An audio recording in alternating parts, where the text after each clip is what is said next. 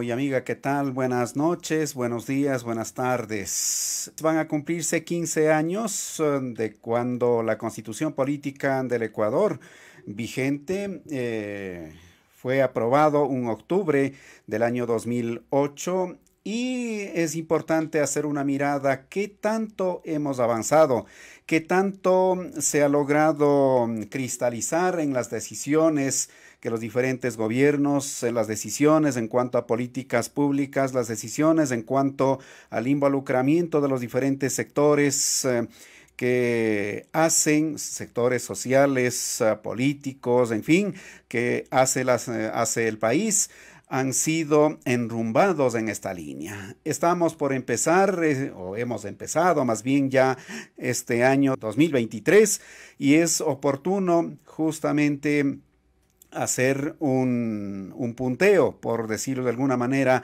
de estos temas. Es más, estamos a las puertas ya prácticamente de las elecciones seccionales en el país y es oportuno también hacer una mirada de cómo se perfilan en cuanto a los planteamientos, las propuestas, los discursos, los perfiles de los postulantes a ocupar esas dignidades. Y para eso tenemos ya a nuestros invitados que de inmediato me permito en presentarles. Soy José Atupaña, esto es Rixinacui TV.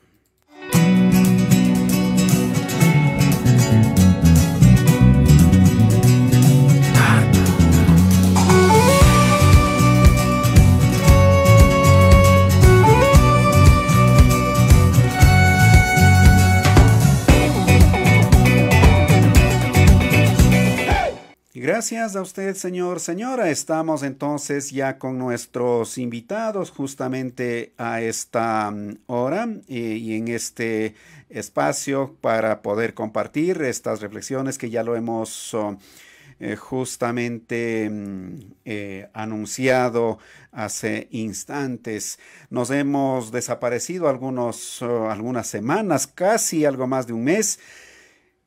Prácticamente nos han dejado fuera, nos bloquearon nuestras cuentas, nos eliminaron algunas de las cuentas por donde salíamos al aire y hemos tenido que recurrir a las vacaciones forzadas. Pero estamos nuevamente para poder emprender en esta nueva jornada, digamos, de estar junto a usted, amigo y amiga. Y gracias enormes a nuestros gentiles invitados en esta oportunidad. Gracias Marcel Merizalde, analista político. Nos acompaña también Sofía Lanchimba. Ella es doctora en Ciencias Políticas y Sociales. Y también nos acompaña desde el centro del país Carlos Moreno. Él es un activista popular, académico y dedicado justamente al mundo de la reflexión. Amigos, gracias una vez más. Estado plurinacional e intercultural, así es el carácter que tiene a propósito de la Constitución vigente. Esto es el apellido mayor de nuestro país y la idea es justamente hacer un recuento, habrá que desempolvar algunos sueños que alrededor de esta gran idea había hace algunos años. ¿Qué tanto hemos avanzado? Esto es precisamente lo que vamos a interrogarnos en los siguientes minutos. En el orden, Carlos Moreno, muy amable, escuchamos brevemente sus primeras palabras. Bienvenido. Muy buenas noches, estimado José. Un saludo cordial a Marcel y a Sofi. Un gusto conocerles. Y por supuesto, un saludo también y los mejores deseos en este año 2023. Esperemos que por lo pronto contemos con salud y especialmente podamos cumplir algunas aspiraciones colectivas que son las que requerimos para que mejore la calidad de vida y de trabajo en esta hermosa patria que vivimos. Gracias. Gracias, maestro. De igual manera, recibimos con el mayor agrado a Sofía Lanchimba. El turno es para usted. Bueno, como siempre es un honor estar por acá. Gracias por la invitación.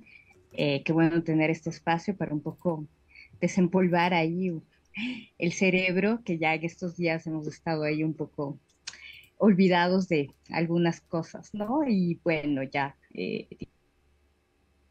digamos, un poco la gente de qué ha pasado con la Constitución. Creo que ahí hay una tensión muy fuerte con la historicidad que estamos viviendo, ¿no?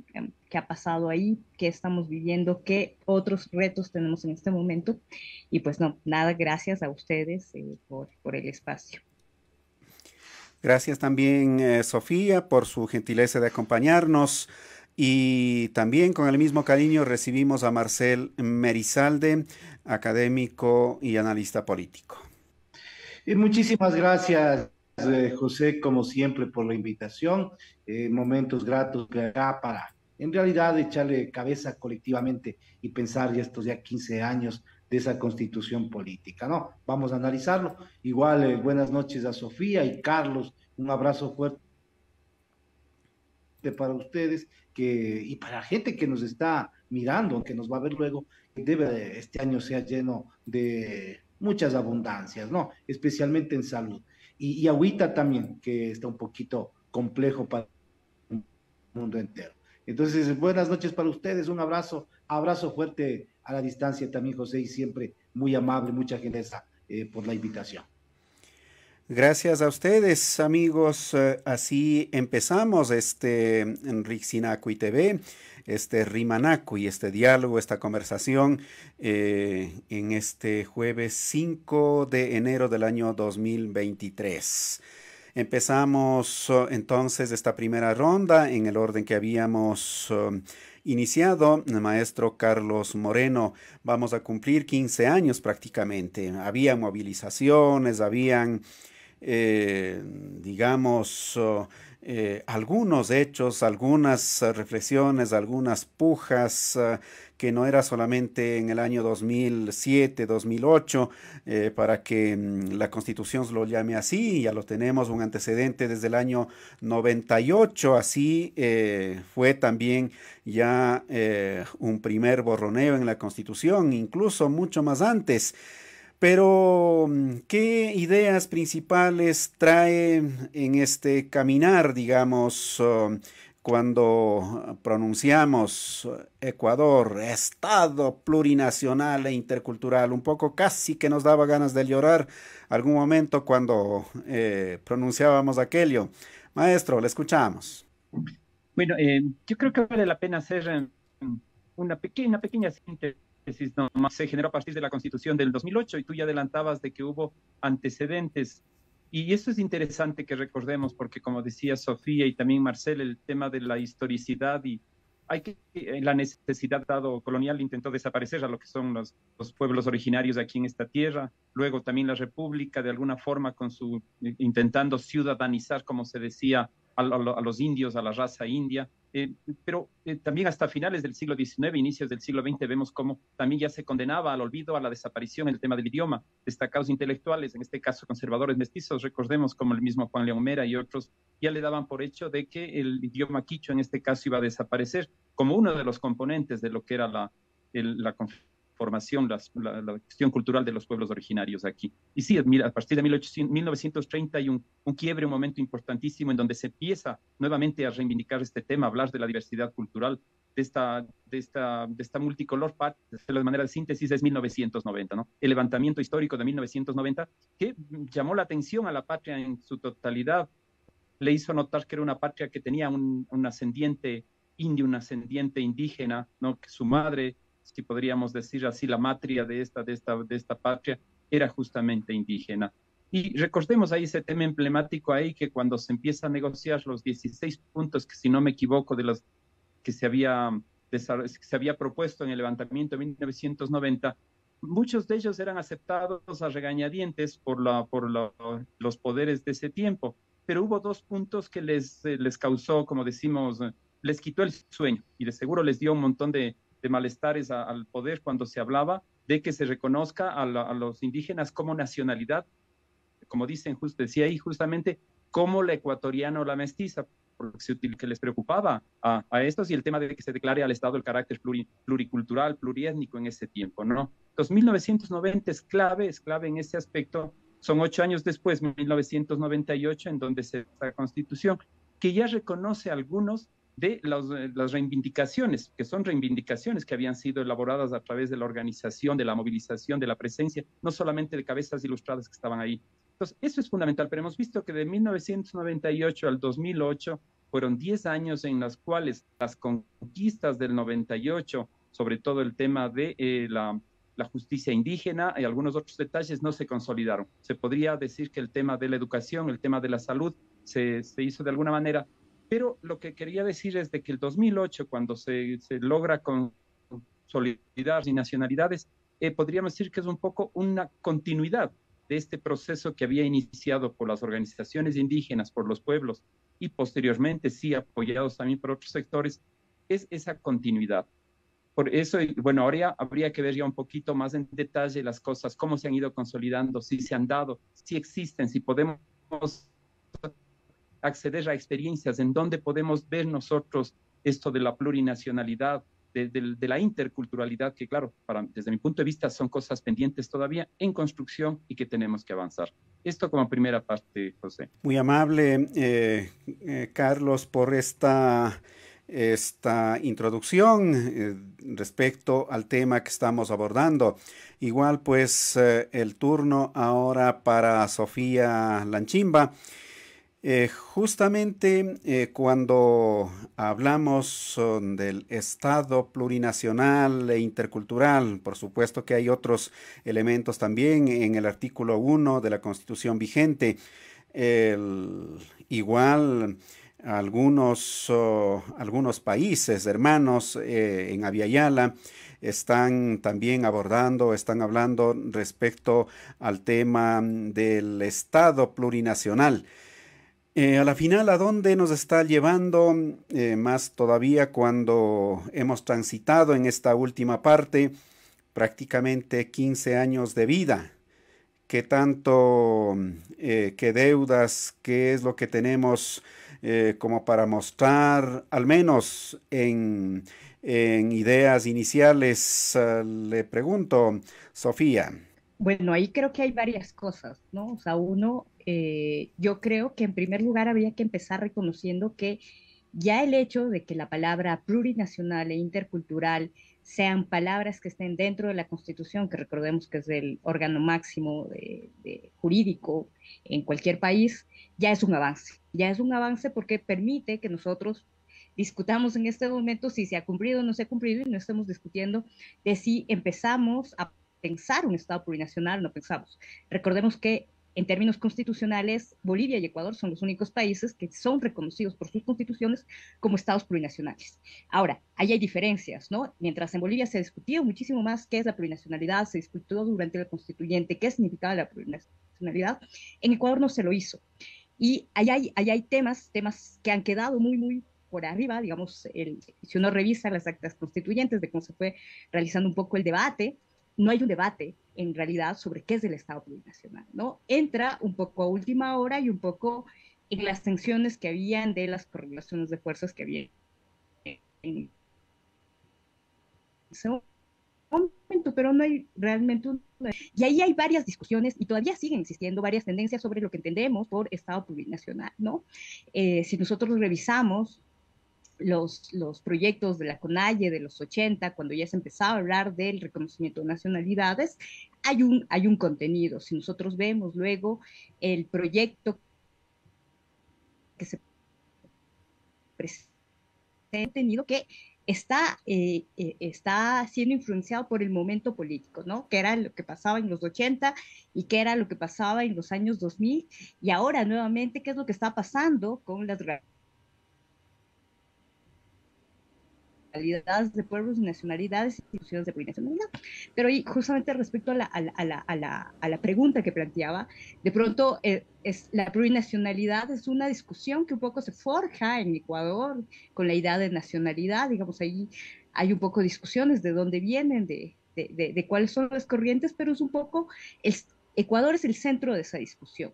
Quienes un poco desarrolla un poco más es en Bolivia, pero a partir de eso, a partir de las constituyentes del 2006 en Bolivia, no son solamente pueblos y nacionalidades indígenas que están discutiendo el concepto de plurinacionalidad, no solamente como Estado plurinacional. Ahora en Chile, con la constituyente, se ha planteado el tema, los compañeros mapuches están planteando el tema. Eventos que tienen en Argentina, en la organización nacional que tienen cada año, ellos plantean que el evento no se llame el Encuentro Nacional de Mujeres, sino el Encuentro Plurinacional de Mujeres, ¿no? Ahí hay una demanda. Podemos, en España, estaba planteando también la posibilidad de pensar un Estado plurinacional en sus contextos específicos. Digamos, allí la discusión sobre la plurinacionalidad ha rebasado las fronteras ecuatorianas y están en varias discusiones, precisamente porque es un término y es un concepto que ha tenido, digamos, varias entradas, varios elementos, varias líneas. Yo por lo menos podría encontrar unas dos líneas, por lo menos, habremos así como en resumidas cuentas, eh, que viene desde los 80, que es una línea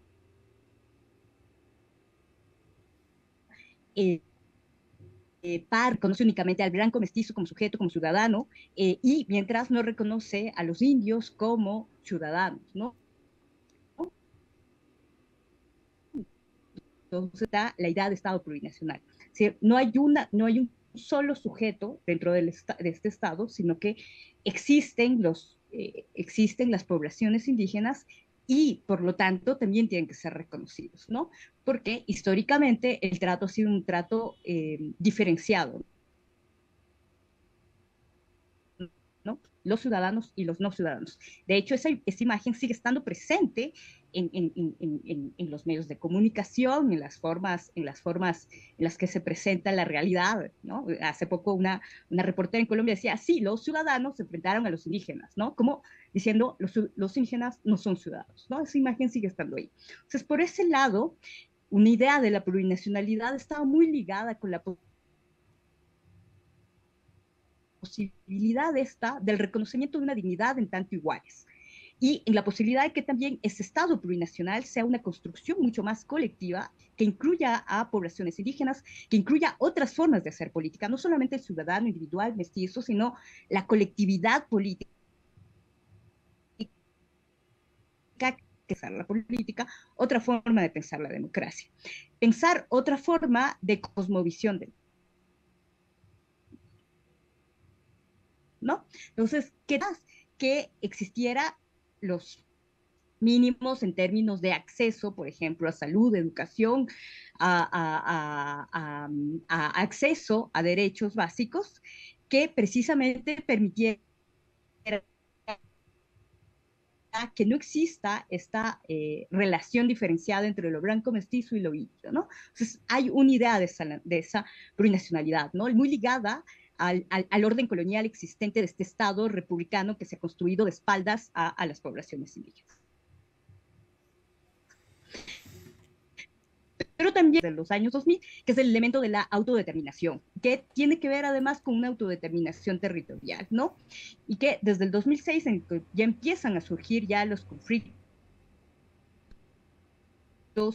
sobre todo ambientales, por el tema del agua, luego también por el tema minero, van a cobrar muchísimo más fuerza, ¿no? Es decir, ¿quién va a decidir sobre los territorios? Y ahí hay una discusión que no pasa en la constituyente se planteaba desde la CONAIE, se planteaba la posibilidad de que se reconociera el consentimiento previo e informado, es decir, que esta figura fuera obligatoria para el Estado, ¿no? Es decir, que las consultas fueran obligatorias al Estado. Eso no pasó, únicamente pasó la consulta previa e informada. Es decir, consultamos, pero eso no significa que sea vinculante, ¿no? Es decir, que sea obligatorio para el Estado.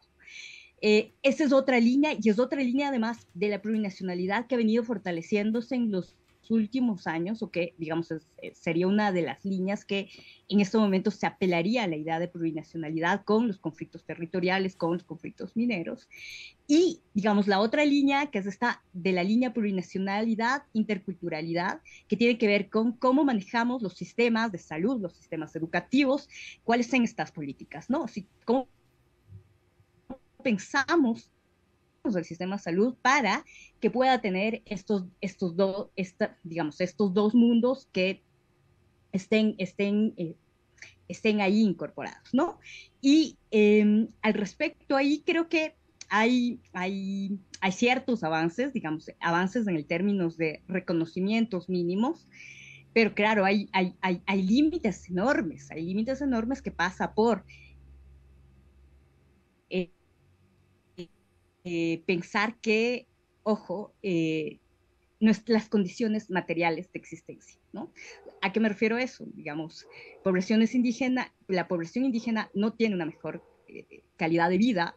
Si vemos ahora, por ejemplo, las cifras de desnutrición infantil es algo absolutamente espantoso, sobre todo si miramos esas cifras en el ámbito indígena, digamos, que tanto de esa estructura del Estado, que no se encarga ni siquiera de cubrir esas necesidades básicas para ni siquiera proveer esos derechos básicos, se está cubriendo, ¿no? Que son la base mínima para pensar luego también en la idea de plurinacionalidad. Si no hay acceso a educación, si no hay acceso a salud, digamos, si no hay derecho a esos mínimos sociales en términos poblacionales, digamos, ya la relación de pluriculturalidad, plurinacionalidad, interculturalidad, quedan muchísimo más lejos, ¿no? Pero además hay otra línea, que es una línea, digamos, un poco más en la línea de proyecto de transformación que tiene el movimiento indígena, y es pensar otra forma de organización social. Digamos, ya no solamente de Estado, sino digamos, el Estado más con forma de organización social, sino pensar otra forma de organización social que no se ha discutido mucho, pero que está ahí, digamos, un poco en sedimento de pensar la plurinacionalidad como otra forma de hacer política, una forma de hacer política que esté muy ligada con colectivos políticos, ¿no? O sea, no solamente con nacionalidades, pueblos indígenas, no solamente con comunidades políticas, sino también una forma de hacer política que esté mucho más vinculada con la colectividad y que sean los colectivos los que eh, armen esa política, ¿no? Entonces, y que piensen la política y que hagan esa política. Un poco ahí, digamos, una línea que quisieron meter en la Constitución es el tema de participación ciudadana, ¿no? Que esté un poco más involucrada, pero, digamos, esta línea un poco, si se quiere, un poco más utópica de la plurinacionalidad, que está por debajo, es pensar la política que se devuelve un poco a los mandantes, ¿no?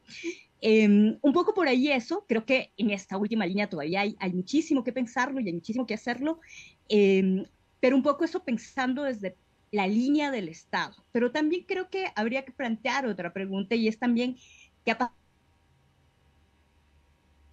pasado desde todo lo que ha pasado desde los 90 en adelante. Un poco lo que se mencionaba antes, ¿no? La lengua ya se iba perdiendo. Lo que hemos visto en los últimos años también es una revitalización de la lengua. Una revitalización, además de la cosmovisión, desde los jóvenes, ¿no? Pero muy ligado con el tema intercultural. Ya no vemos, obviamente, rutas esenciales, sino que son culturas híbridas, ¿no? Además atravesadas por procesos de migración del campo a la ciudad, procesos migratorios internacionales, en donde podemos escuchar en este momento rap en quichua, ¿no? Que es una expresión de esa interculturalidad, que es producto de todos esos cruces culturales. La interculturalidad de ese lado está ahí, es parte o sea, esta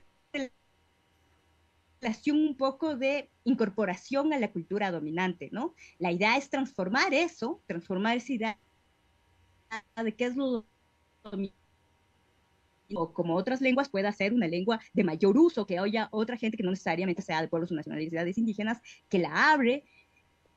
Pensar, por ejemplo, también creo que ahí hay una de las discusiones pendientes, por ejemplo, en respecto a sistemas de salud, respecto a justicia indígena o respecto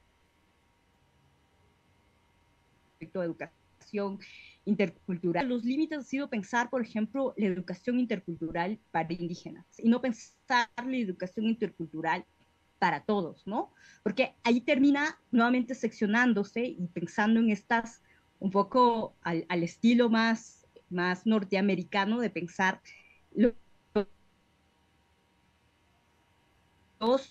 las reservas indígenas, ¿no? Como los apartamos hacia un lado, ¿no? Yo creo que hay muchísimas cosas que están pendientes de hacerse desde el Estado, desde la política pública, pero creo que hay cosas que se han ido haciendo, y no necesariamente desde arriba, desde el poder, desde las instituciones, sino un poco desde abajo, un poco desde a partir de los estallidos del 2019, del 2021, que digamos, ahí hay una reconstitución de lo indígena, reconstitución de una cierta identidad, pero que además está ya no solamente ligada con los 90, digamos que eran otra generación, sino otra generación un poco más joven que pasa a resignificarlo, y yo también en unas claves como mucho más, incluso muy cosmopolitas, ¿no? Entonces creo que ahí hay una resignificación muy importante, pero sí ha sido como un trabajo que un poco se viene haciendo desde las comunidades, ¿no? Y bueno, y lo otro, obviamente, en términos institucionales, es el papel protagónico que ha ido jugando Pachacuti, que ahí hay muchísimos debates que tener, obviamente,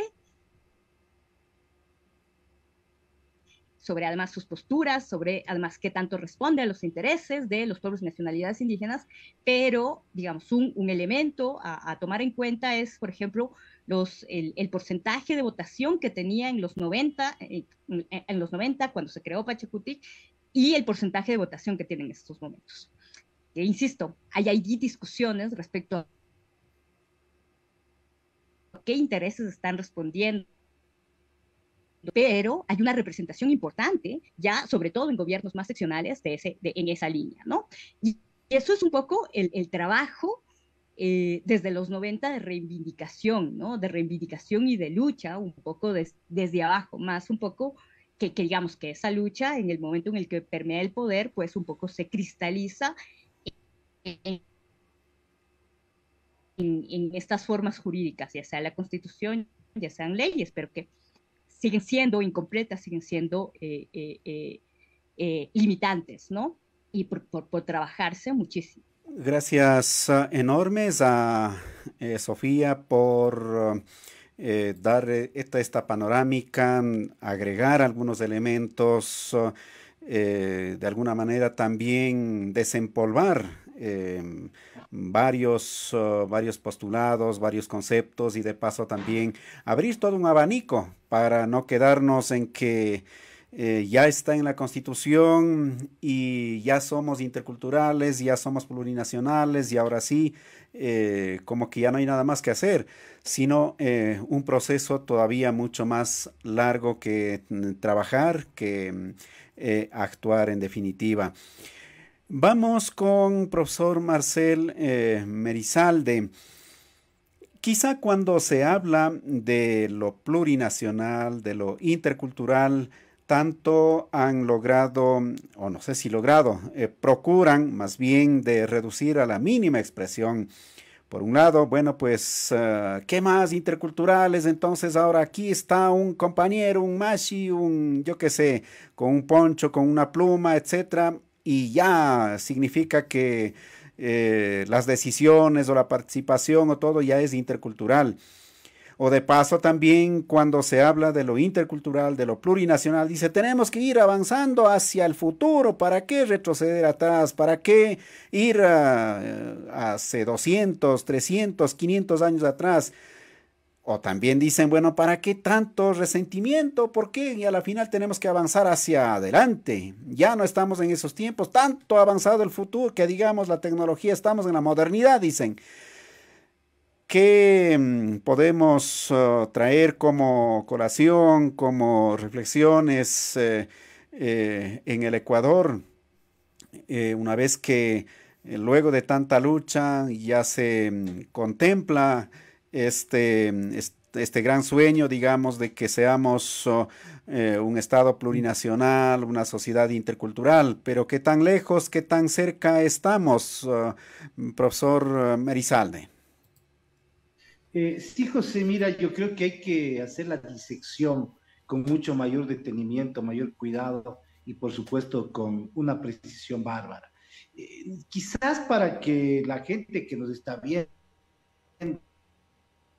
escuchando y los que nos van a ver luego, quizás tomemos tres imágenes, ¿no? La más quizá cotidiana en el último periodo largo de democracia, ejercicio democrático en el Ecuador, el señor Rafael Correa Delgado, ¿no es cierto?, vestido con poncho indígena y por supuesto hablando en quichua. Segunda imagen, el señor Jaime Nebot Sadi, líder del Partido Social Cristiano, igualmente puesto poncho, puesto un sombrero salasaca y conversando con varios representantes de las nacionalidades indígenas del Ecuador. Y la tercera imagen, quien nos está gobernando este momento, el Guillermo Lazo, igual de la mano de su preciosa esposa, caminando, posando con unos elegantes ponchos y también con sombreros indígenas. Me parece que ese es el mejor retrato de lo que está sucediendo en el Ecuador con el tema de lo plurinacional, de lo multiétnico, del tema de lo intercultural. Me parece que a veces desde la misma academia, desde la prensa nos tomamos en serio esta serie de subrayados del proceso civilizatorio que está ocurriendo, no solamente en el Ecuador, sino en Latinoamérica y en el mundo, ¿no? El sistema es tan hábil, el sistema es lo correcto, ¿no? A mí a veces, y me salgo un ratito de acá del tema de las nacionalidades, ¿no? De los pueblos ancestrales, a veces nos da la sensación de que, por ejemplo, el feminismo está caminando en el camino correcto. Yo suelo explicarles a los chicos, a las chicas en la Universidad Central del Ecuador, que más bien es todo lo contrario, ¿no? Si uno hace una retrospección hacia los años 90, finales de los años 90, la revolución feminista es financiada por el Banco Mundial, es financiada por el Fondo Monetario Internacional. Esto es re fabuloso. Igual que las revoluciones de carácter indígena, los levantamientos, han sido financiados desde Europa. Pues. Entonces, a veces como que nos tomamos en serio este proceso civilizatorio que no ha parado, ¿no? El de volver los ciudadanos a todos por obligación, el de ser todos consumidores. Hay algo así como una folclorización de la la tentación de, por solidaridad con los pueblos milenarios, tratar de decir que las cosas van bien. No, no, no va bien, no va bien, en absoluto, ¿no? Ya lo mencionaba Sofía hace un momento. Por ejemplo, los índices mucho más fuertes de afectación a la salud alimentaria está entre la población indígena, y especialmente entre los niños indígenas.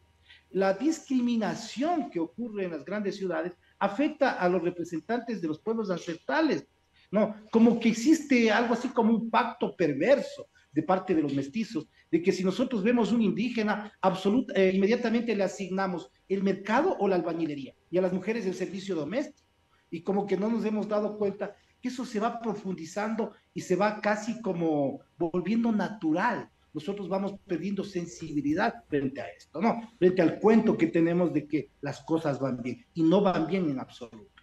Y yo quisiera igual el señor Jaime Nebot-Sadi y el señor Guillermo Lazo, todos con bonitos ponchos y sombreros de carácter indígena. Me parece que realmente eso pinta de mejor forma lo que está ocurriendo en el Ecuador. Me parece que los procesos, en realidad, en los que debemos introducirnos, van por la reflexión epistemológica, por supuesto, pero también por todos los procesos sensibles emocionales que deben trasladarse a los órganos de producción, reproducción del poder, de la economía, de los medios de comunicación, donde está el centro, el epicentro mismo de las emociones ciudadanas, para intentar reconstruir esta idea del debate acerca de lo plurinacional. Mientras nos contentemos con que esté en la Constitución política del Estado, no es realmente muy hábil, muy dúctil en eso, ¿no? Nos hace sentir como que estamos incluidos, nos hace sentir emociones en torno a que las cosas van bien cuando todo va peor. Es casi como creer de que durante este año y pico, casi 2 años del gobierno del señor Guillermo Lazo, efectivamente las cosas van mal. Nos vamos olvidando de que existen cada día más muertos, de que los muertos, desde que los sicarios, las personas que se dedican a los asesinatos, se convierten cada vez en más perversos, y nosotros vamos algo así como naturalizándola. Esta noche, José, Sofía y Carlos.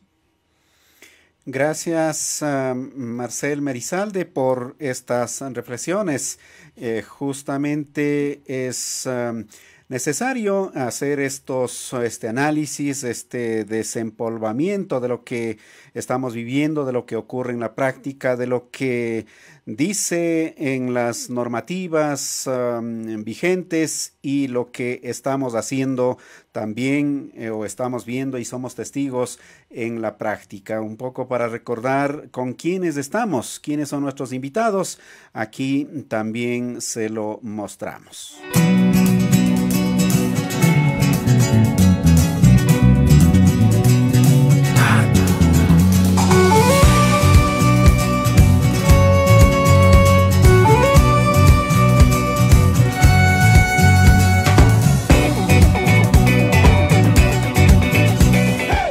Vamos a la siguiente ronda con nuestros gentiles invitados, hablando, refiriéndonos, cuestionándonos también sobre el Ecuador, Estado plurinacional e intercultural, el rumbo de las decisiones nacionales. En definitiva, estimados amigos que nos honran con su gentileza en esta pequeña ventana, bueno, si brevemente hacemos, digamos, una mirada retrospectiva, vamos a encontrar que hemos tenido varios gobiernos, que hemos tenido también varios líderes, que hemos tenido varios momentos que, como decía Marcel en una parte, nos han quedado como grabado algunas imágenes de lo que han entendido de lo que significa el Estado plurinacional, también de lo que creen que deberíamos entender o hacer por la sociedad intercultural. A ratos también cuando se exige esto, bueno, empiezan un poco todo esa campaña o esa contracampaña de que se quiere dividir, de que se quiere a la final hacer repúblicas pequeñitas. Bueno, hay inventos de todo tipo cuando no se quiere mostrar, entendemos lo que es en realidad. Pero bien, vamos en esta segunda ronda, como dije, Carlos, muy amable. ¿Qué es lo que en definitiva hemos sacado o podríamos sacar como logros, como resultados así concretitos de cuando ya el Estado, ya en la Constitución, fue declarado como tal? Le escuchamos. No, me parece interesante el hecho de que podamos nosotros reflexionar aquí de manera colectiva y que, como decía Marcel, tengamos una visión objetiva que no idealice lo que es la situación, la realidad también en el mundo de los pueblos y nacionalidades. Y como decía Sofía, son temas que están inacabados y que corresponden continuar en la reflexión de los mismos. Tenemos suficiente, diríamos, tiempo desde lo que fue la experiencia de 1990 hasta la fecha para continuar en esta reflexión que es importantísima, ¿no? Y claro, pensando no solamente en el tema de del Estado hacia los pueblos y nacionalidades, sino pensando justamente en cómo incorporar y que, como diría el maestro Arguedas, saber si todas las sangres caben en esta nueva sociedad, que creo que es una aspiración que tenemos, una sociedad diferente, porque a veces como que el término Estado, que claro, tiene una connotación súper clasista también el término Estado, estamos viendo que es el único que tiene que proveernos de lo que son los derechos, las conquistas, la reivindicación. Entonces, esto me parece que es importante. Y al reflexionar de manera objetiva, lo de la pregunta tuya, yo le veo más que hay cosas pendientes que nos corresponde también seguir provocando, dado por Pachacuti o por otros movimientos o partidos políticos, porque en algunos casos han estado no solamente un periodo, han estado 2 o hasta 3 periodos, y vemos que después ha regresado con más fuerzas posiciones súper retrógradas, y en algunos casos posiciones retrógradas representados por los mismos indígenas o por otros indígenas, y eso vale la pena que nosotros reflexionemos también qué es lo que ha sucedido y los niega, pero ya en términos generales, sobre todo pensando en lo que es una de las aspiraciones que consta en la Constitución, que ya fue discutido también en la del 98, el tema de las famosas, disculpen el término, circunscripciones territoriales indígenas o afroecuatorianas. Hace algún tiempo tú invitaste a Luis Maldonado y él decía que considera que es en esas jurisdicciones en donde se podría recrear de mejor manera lo que son todo el carácter manifestable, y decíamos, hay que abundar, hay que discutir esos temas, porque sí, no existen circunscripciones territoriales, pese a que ha habido condiciones en ciertas parroquias, cantones, todavía no provincias, podríamos decir, para poder establecer a partir de lo que es de los artículos que nos permitía la Constitución, pero que luego ni siquiera se tiene esa propuesta, esa ley concreta. Además, también otra de las reflexiones que se tiene que hacer, me parece que es clave, el caso de Chimborazo, es el tema de la academia, no somática, sino cómo la academia está reflejando y está, podríamos decir, a la misma altura de la discusión, pero sobre todo de la realidad, en el tema de que la academia tenga características plurinacionales, tenga características interculturales, incorpore la diversidad cultural. En algunos casos máximos se han remitido a señalética bilingüe y pare de contar, o la presencia de 1, 2 o 3 profesores indígenas y el resto no, pese a que sabemos que tenemos profesionales indígenas, pero son reflexiones. Yo estaría más pensando en hacer esas reflexiones, es decir, ¿qué hemos avanzado? Entonces, ¿dónde encontraríamos eso? Es en el balance objetivo de lo que se ha hecho en administraciones donde ha habido alcaldes, prefectos, presidentes, juntas parroquiales indígenas, que sería la una cosa. ¿Por qué no se ha logrado consolidar el tema de las circunscripciones territoriales indígenas, pese a haber habido condiciones de discusión en la reflexión?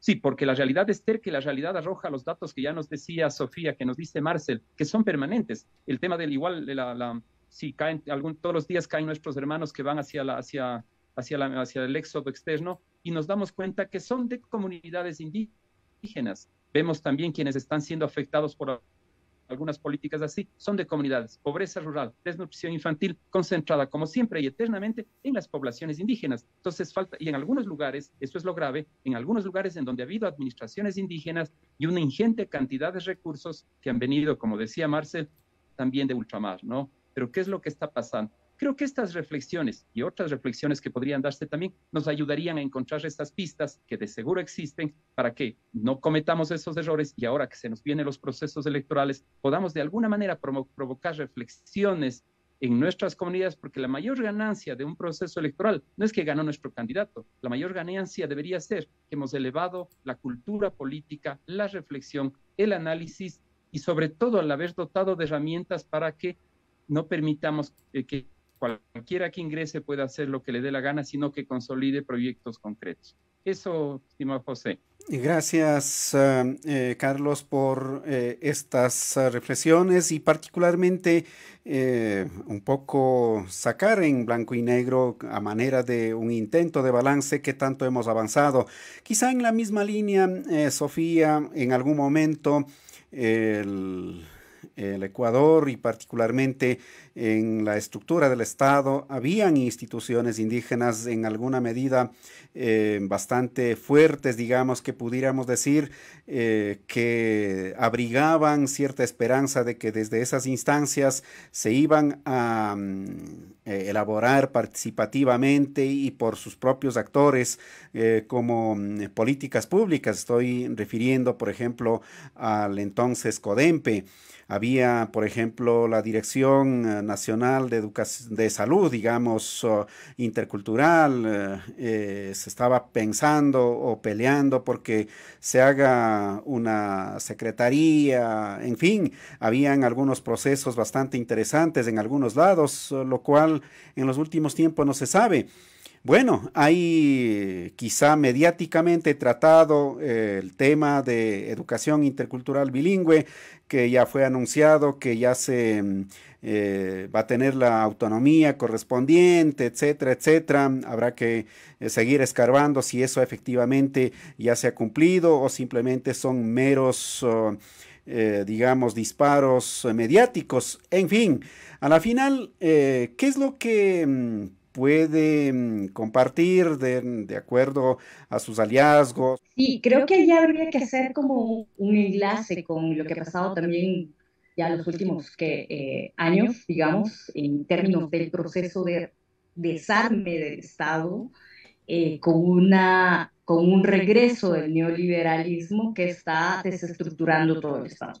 Ya no solamente digamos, desaparecen estas instituciones que estaban como más enfocadas en pueblos y nacionalidades indígenas, sino que desaparece, se van achicando el sistema de salud, se va achicando el sistema educativo, etcétera, etcétera, ¿no? Entonces hay un proceso de recortamiento del Estado, recortamiento sobre todo del ámbito social, que ha ido impactando tremendamente, ya lo decíamos, ahí están un poco las estadísticas respecto a cómo ese achicamiento del Estado también está impactando digamos, de manera muy fuerte en las poblaciones indígenas, ¿no? Pero si bien yo creo que sí, que inicio sí había un intento, digamos, después de la constituyente, en ese momento, por lo menos los 2 primeros años de la constituyente, es un momento interesante, ¿no? Es un momento en donde hay un intento de sí construir otro tipo de Estado, hay un intento de construir mayor participación social, hay un intento también de pensar cómo sería, por ejemplo, la justicia indígena combinada con la justicia ordinaria, cómo serían los sistemas educativos, cómo pensamos los sistemas de salud, etcétera, etcétera. Hay un momento interesante, pero eso no dura más que 2, 3 años máximo, digamos los primeros años, y el resto de los años en realidad va perdiendo fuerza, digamos, esa línea un poco progresista que estaba dentro del gobierno, y se empiezan a implantar sobre todo una línea un poco más, digamos, no favorable a los intereses de pueblos y nacionalidades indígenas, ¿no? Se empieza a establecer mucho de este discurso que venía desde el inicio de finalmente ustedes no representan nada en términos electorales, ¿no? Entonces, pues, las políticas no pueden ser unas políticas diferenciadas. Y empieza a estar como mucho más establecido este discurso de balcanización, ¿no? De división, de políticas para esto, políticas para el otro, digamos, como políticas sectorializadas, ¿no? Entonces, ahí hay ya una pérdida de esa posibilidad de pensar la educación intercultural, aunque, digamos, hay ciertos avances, hay ciertas cosas, pero ese impulso renovador pues acaba un poco en los primeros años, ¿no? Entonces, eso ya después lo vamos viendo con la falta de presupuestos, con la eliminación de ya instituciones específicas que se están digamos, vinculadas a eso. Y pues, un poco, esos han sido los años. Y un poco lo poco que existe sí está pensado en términos un poco más de cooptación, ¿no? O sea, por ejemplo, en este momento un poco la Secretaría, creo que es la Secretaría de Pueblos, digamos, está pensado más bien desde una línea un poco más incluso paternalista, incluso más de cooptación de ciertas figuras, etcétera, etcétera, ¿no? Entonces, ahí hay una tarea enorme, enorme para seguir pensando cómo serían todos esos temas, ¿no? Y gracias pues a Sofía por esta gentileza. Quizá por esta interrupción nos hemos perdido la viada un poquito, pero Marcel Merizalde tuvo que retirarse por un compromiso. En esta parte finalísima, Carlos, quizá en algo más de 1 minutito y medio, quizá, ¿qué elementos le gustaría dejar como destacado del tema que hemos abordado, de los elementos que habría que tenerlo presente? Le escuchamos. Es fundamental, no solamente alrededor de este tema, sino una cuestión permanente y periódica, especialmente en condiciones en las que no solamente de que nos viene la campaña electoral, sino que hay una situación socioeconómica, política y cultural súper complicada. Ya Sofía adelantaba algunas cosas de todo esta no era ninguna novedad, porque ya lo que sabíamos hace rato, el carácter que tenía este régimen. Entonces creo que es fundamental provocar esta reflexión. Y en esa reflexión hay que incorporar estos elementos. Nos referimos al carácter del Estado, a lo que reza en la Constitución. Así eso es una propuesta que solamente tiene esa connotación de estar, como decían algunos y como ya lo manifestamos también aquí, que nos permitan imaginar escenarios diferentes. Porque si no, caemos en una discusión que a veces como una trampa extendida por otros sectores. Entonces creemos que es posible, justamente después de haber vivido lo que es el 19, el octubre del 19, lo que es junio del 22, vemos que existe la posibilidad de que reflexionemos sobre nuevos escenarios que, claro, pongan a un lado todo el tema de la violencia, porque eso no está no está en nuestra agenda, pero sí pongan en discusión esta posibilidad de la construcción de sociedades diversas, equitativas, de sociedades en donde quepamos todos, que eso es lo importante, porque si no lo otro es un tema un poco abstracto cuando seguimos en la discusión de lo étnico, de lo cultural, de lo plurinacionalidad, pero la realidad, las condiciones materiales, como decía Sofía, no han sido resueltas y como todos sabemos, las culturas se asientan sobre una base material. Y si esa base material ha sido afectada por toda la implementación de políticas, las posibilidades de desarrollo de las culturas, de los pueblos y nacionalidades serán mermadas. Confiemos que esta discusión permita que avancemos bien en el marco electoral, pero sobre todo a posterior con las organizaciones sociales del campo, de la ciudad y de otros sectores. Ese sería mi mensaje, estimado José. Gracias, Carlos. Sofía, en igual término, como un mensaje de salida o alguna puntualización que mejor considere, mil gracias, pues, desde luego, su gentileza de dispensar este tiempo y conversar con Rixinacuy TV.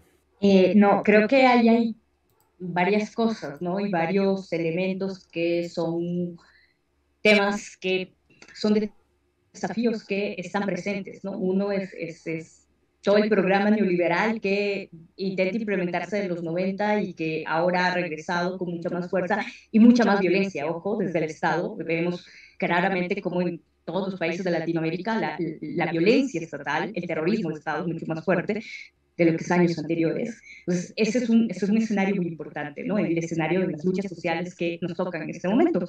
En los conflictos en este momento son conflictos, por un lado, digamos, en términos un poco nacionales, cuando se piensa en el proyecto neoliberal, la resistencia frente al proyecto neoliberal, porque ahí también están empobrecidos, capas medias empobrecidas, etcétera, etcétera.